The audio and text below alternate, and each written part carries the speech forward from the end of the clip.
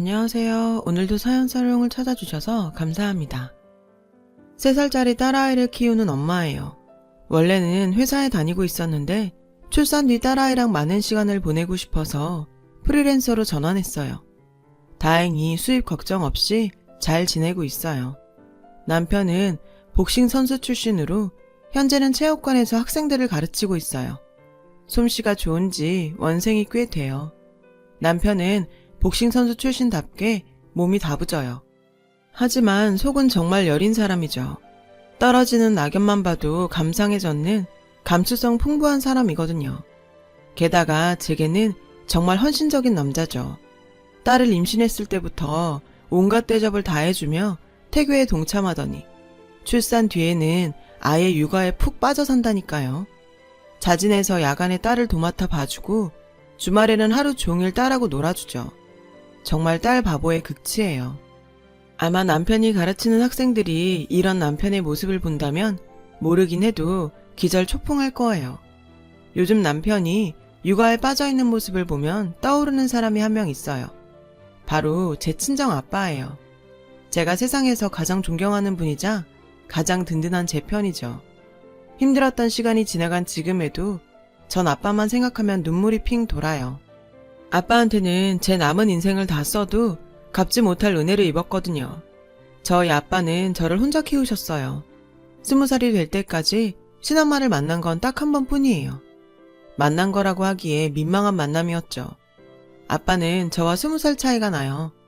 저는 아빠가 19살 때 동갑인 친엄마와 사고를 쳐서 가진 아이거든요. 고등학교 3학년 때 저를 가진 걸 알았고 아빠는 저를 책임지겠다고 하셨대요. 물론 양가 부모님들은 펄쩍 뛰셨죠. 애를 지우라고 난리셨죠. 하지만 친엄마는 아플까봐 무섭다는 이유로 지우는 건 싫다고 했대요. 아빠는 낳아서 무조건 책임지겠다는 입장이었고요. 그 나이에 맞지 않는 소리일지도 모르지만 나는 그때 네 엄마를 정말 사랑했어. 철없는 소리 같겠지만 우리 사이에 아이가 생긴 것도 좋았어. 그냥 행복했어. 아빠는 종종 그때를 회상하며 이렇게 말씀하셨어요. 당시 대학에 합격한 상태였던 아빠는 대학을 포기하고 아르바이트를 했대요. 아이를 책임지겠다는 말을 뱉어놓자마자 편의점과 고깃집 알바를 구해 돈을 벌기 시작한 거죠. 그렇게 아빠와 친엄마가 20살이 되던 해 제가 태어났어요. 두 분은 친엄마 집에서 사셨다고 해요. 당시 친할아버지께서는 아빠한테 화가 많이 나 계신 상태였거든요. 한두 달 정도 지나고 나서 알았어. 네 엄마는 너에 대한 애정이 없다는 걸. 친엄마는 몸조리를 끝내자마자 나가 놀기 바빴고 저는 주로 외할머니가 돌봐주셨다더군요. 아빠는 하루 종일 알바를 하고 저녁 늦게야 피곤한 몸으로 집에 돌아왔고요. 그래도 저만 보면 그렇게 힘이 나고 행복했다고 하더라고요. 그러던 어느 날 사고가 터졌어요. 제가 100일이 조금 넘었을 때였는데 제가 잠든 사이 외할머니가 장 보러 가셨어요. 친엄마가 집에 있는 줄 아셨던 거죠. 그런데 그날 친엄마는 아침 일찍 외할머니 몰래 친구들과 놀러 나간 상태였던 거예요. 그렇게 혼자 방치된 저는 갑자기 열이 올랐고 자지러지게 울기 시작했대요. 얼마나 시끄럽게 울었던지 옆집에서 문을 두드렸지만 아무도 나오지 않아 결국 경찰에 신고를 했다고 하더라고요. 경찰이 와서 강제로 문을 닫고 저는 응급실로 실려가게 되었죠. 다행히 큰일은 아니었지만 연락을 받고 뒤늦게 응급실로 달려온 아빠는 충격을 받으셨어요. 그리고 저를 친엄마 손에 키울 수 없다고 판단하셨죠. 아빠는 바로 친엄마한테 이별을 통보했대요. 그러자 친엄마는 기다렸다는 듯이 그러자고 했다더군요. 혼인신고도 하지 않았기 때문에 이혼이라고 하기도 이상한 상황이었죠. 아빠는 짐을 싸들고 본가로 돌아왔어요. 임신 사실을 알고 집을 나갔다가 100일이 조금 넘어 돌아온 거죠. 처음엔 할머니 할아버지께서 절 보시곤 한숨만 쉬셨다고 해요. 먼저 손을 내민 건 할머니셨어요. 어쨌든 우리 손녀예요. 애가 잘못한 건 맞지만 자기가 책임지겠다고 한 것도 기특하고 태어난 애를 이제 와서 어떻게 할 수도 없는 노릇 아니겠어요? 우리가 잘 키워봅시다. 듣자 하니 그 기집애 손에 자라는 것보단 책임감 있는 우리 아들이 키우는 게 나을 것 같더라고요. 할머니는 할아버지를 설득하셨고 결국 저와 아빠를 받아들여 주셨어요. 대신에 아빠한테 조건을 다셨죠. 공부를 하든 기술을 배우든 직업을 가질 수 있도록 해라. 막노동이나 대충 몸쓰는 일은 안 된다. 뭐라도 네 역량을 기를 수 있는 일을 찾아. 라고 말이죠. 아빠가 공부를 하는 동안에 저는 당신과 할머니가 돌봐주시겠다고요.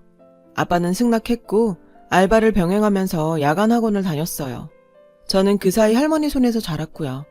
그래도 아빠가 외아들이라 유일한 손녀인 저를 돌보시며 두 분은 금세 마음을 푸셨다고 하더군요. 시간이 지날수록 예쁘기만 했다고요. 제 기억 속 아빠는 언제나 제게 헌신적인 사람이었어요. 제가 한부모 가정의 아이로 자라날 테니 부끄럽지 않은 아빠가 되어야 한다고 술, 담배도 절대로 하지 않을 정도로요. 오로지 알바와 학원만 오가면서 열심히 공부하셨죠. 그렇게 성실하게 공부한 덕분에 아빠는 목표로 하던 자격증을 땄고 컴퓨터 관련 회사에 입사하게 되었어요. 그렇게 직장 생활을 시작하게 되었죠. 사회초년생이라 연봉이 높지는 않았지만 어쨌든 월급을 꼬박꼬박 받게 되었으니 다행스러운 일이었죠. 다행히 저는 병치레 없이 잘 자랐어요. 당시 할아버지는 큰 부자는 아니었지만 형편 걱정은 하지 않아도 될 정도였어요. 그렇지만 아빠가 자립해서 살아가는 법을 배워야 한다고 생각하셨기 때문에 금전적인 도움은 주지 않으셨어요. 아빠가 일을 시작하고 몇 년이 지나자 회사에서 자리도 잡게 됐고 연봉도 올랐어요.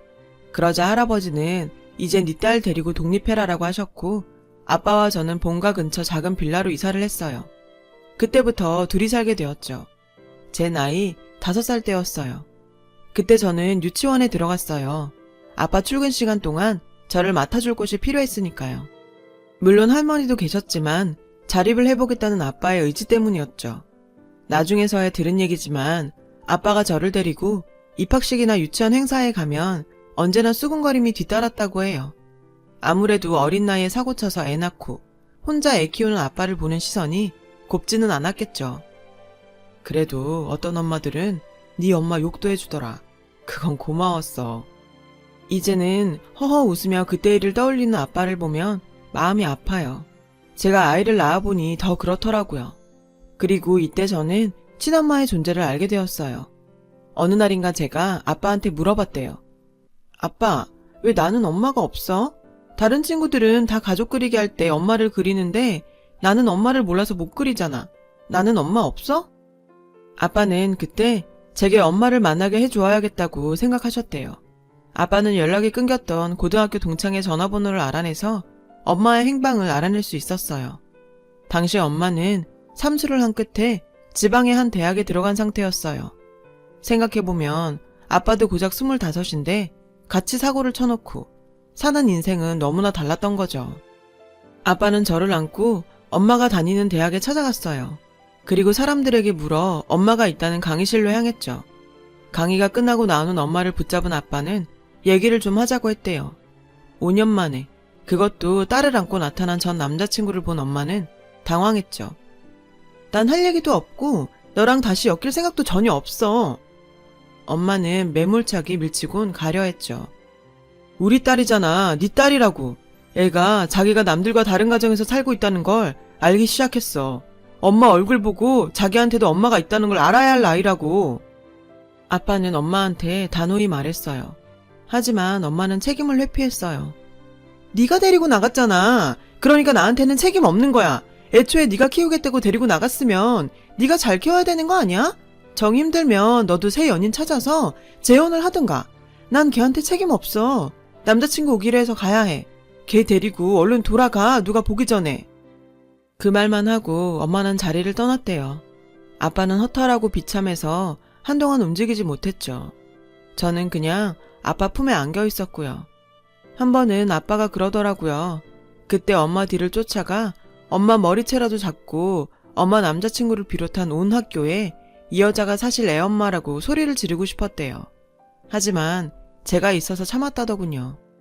대신 다시는 친엄마한테 저를 보여주지 않겠다고 결심했대요. 남부럽지 않게 혼자서 잘 키울 거라고요. 그 다짐대로 아빠는 제게 정말 정성을 다 쏟아부어 저를 키우셨어요. 바쁜 회사 생활 중에도 초등학교 입학식과 공개 수업, 운동회 등 행사에 빠짐없이 참가하셨고요. 엄마들 투성이인 학부모 사이에서도 아빠는 열심히 활동하셨어요. 제가 학교 생활을 잘하려면 엄마들과 친하게 지내야 한다고 말이죠. 처음엔 수군거림이 있었지만 사회 인식도 점점 변해서 오히려 젊은 아빠가 대단하고 책임감 있다는 칭찬을 들었죠. 학년이 올라갈수록 아빠의 이야기는 점점 퍼져서 다른 학부모님들 중에는 저를 챙겨주는 분들도 있었어요. 아빠한테 연락을 하곤 집에 데려가서 친구랑 같이 챙겨주신 분도 계셨어요.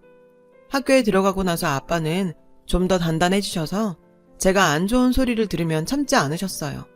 한 번은 같은 반 애가 엄마도 없는 게? 라고 해서 제가 운 적이 있었어요. 그러자 아빠는 바로 다음날 학교로 찾아갔었어요.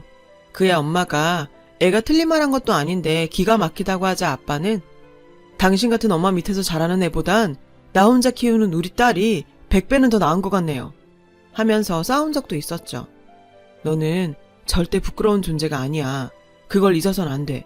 널 그런 식으로 낳은 건 잘못했지만 너를 세상에 태어나게 한 건 내 인생에 가장 잘한 일이야. 이게 아빠가 늘 제게 했던 말이었어요. 그 말에 저는 기죽지 않고 당당하게 살 수 있었죠. 저를 위해 열심히 일하는 아빠를 보면서 저도 열심히 공부했어요. 학교에서 성적도 좋았고 무엇보다 제 성적표를 보고 기뻐하고 자랑스러워하는 아빠를 보는 게 좋았어요. 수능을 보던 날에는 아빠가 새벽부터 일어나서 도시락을 싸주셨죠. 회사에 반차까지 쓰면서 시험 끝나는 시간에 맞춰 학교 앞에서 기다리고 계셨어요. 그러시면서도 남들은 하루 종일 교문 앞에서 기도하고 절하고 난리도 아니던데 아빠는 못해줘서 미안해 라고 했어요. 어지간한 엄마들 못지않게 우리 아빠는 절 위해 헌신적인 분이셨죠. 그런 아빠 덕분에 저는 수능 성적이 꽤 잘 나왔어요. 원하는 과에 갈 정도로요. 시간이 흘러 졸업을 앞둔 저는 취업 준비를 시작했어요. 아빠는 대학원에 가기를 원하셨지만 솔직히 그럴 마음이 없었어요.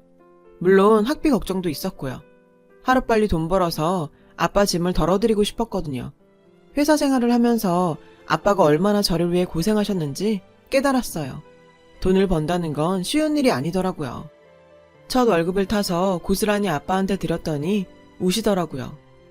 친구놈 자식들은 연예인 쫓아다녀서 속 태운다는데 나는 벌써 자식을 다 키워서 이렇게 복량을 받네? 라고 하시면서요. 아빠는 그 돈으로 할아버지 할머니와 같이 근사한 곳으로 외식을 가자고 했고 저는 아빠 돈이니까 아빠가 알아서 하라고 했어요. 그날은 우리 가족은 레스토랑을 가서 밥을 먹었어요. 입사한 지 2년 정도 되었을 때 입사 동기로부터 지금의 남편을 소개받았어요. 결혼 얘기는 2년 가까이 연애를 한 뒤 나왔고요. 저는 가정사에 대해 남편한테 숨김없이 말했어요. 상관없어. 나는 오히려 아버님이 존경스럽다. 혼자서 그렇게 딸을 잘 키우셨잖아. 그 말을 들으니 왠지 뿌듯하더라고요. 상견례 전에 예비 시부모님을 따로 먼저 뵙고 제 사정을 말씀드렸어요. 그랬더니 시부모님께서도 남편과 비슷한 말씀을 하시더라고요. 저희 아빠가 시부모님에 비해서 한참 어린 나이기는 했지만 그래도 정중하게 예의를 갖춰주셨고 결혼도 애들이 행복한 게 중요하시다며 크게 터치하지 않으셨어요. 그 덕에 스트레스 없이 결혼 준비를 했고 결혼식을 올릴 수 있었죠. 아빠는 본인의 경험에서 나온 조언인지 아이는 천천히 가져도 괜찮아 라는 말을 자주 하셨어요. 젊을 때 남편이랑 많이 놀고 나중에 가져도 된다고요. 그 말을 들을 때마다 아빠한테 미안한 마음이 들었어요. 아빠는 정작 나 때문에 그러지 못했으니까요. 제가 결혼하고 아빠는 본가로 들어가 살게 되셨어요. 할머니가 남자 혼자 살면 보기 뭐하다 하시면서 들어오라고 하신 거죠. 저는 본가에서 멀지 않은 곳에 신혼집을 얻어서 신혼 살림을 시작했고요. 아빠 말대로 아이 계획은 천천히 세우기로 하고 신혼을 즐겼죠. 그런데 사람 인생이 마음대로 안 된다고 결혼한 지 3년 만에 임신을 했어요. 계획했던 임신이 아니었어서 테스터에 두 줄이 뜬 순간 당황했어요. 그런데 병원에 가서 초음파 검사를 하고 사진을 받으니 뭉클하기도 하고 기분이 묘하더라고요. 남편한테 임신 사실을 알리고 둘이 같이 할머니 집에 갔어요.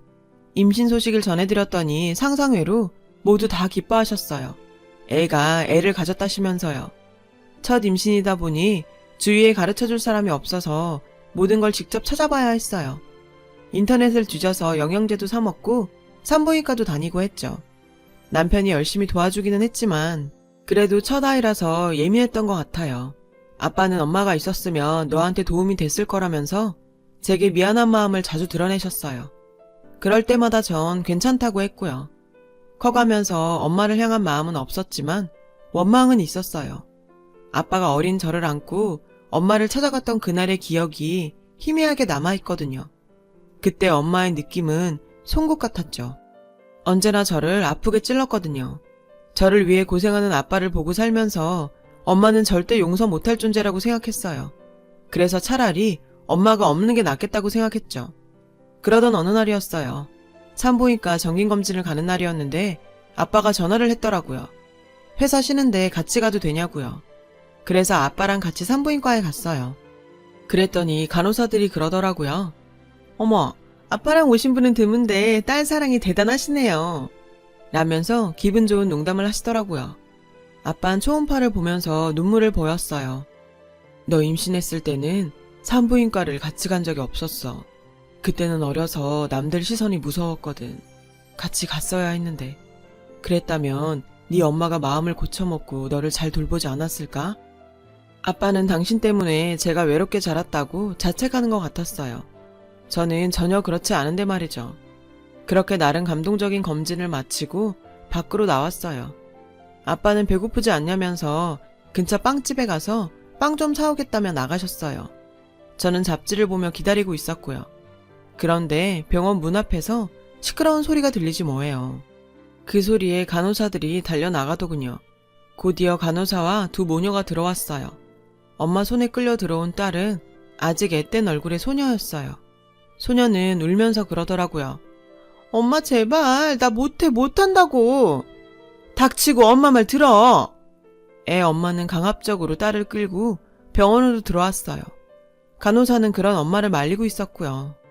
딸을 그렇게 우악스럽게 다루는 걸 보니 참을 수가 없더라고요. 저기요, 여기 병원이고 따님이 아직도 어린데 그렇게 함부로 목덜미 잡고 끌어도 돼요? 제 말에 여자가 저를 쏘아보더라고요. 아무것도 모르면서 끼어들지 마요. 그쪽도 나중에 딸려니 밖에서 몸 막 굴려서 미성년자 신분에 임신해오면 내 심정 알 테니까. 그야 물론 잘못된 행동이지만 저희 아빠 딸로 살아본 제 입장에서는 비난만 할 수는 없었어요.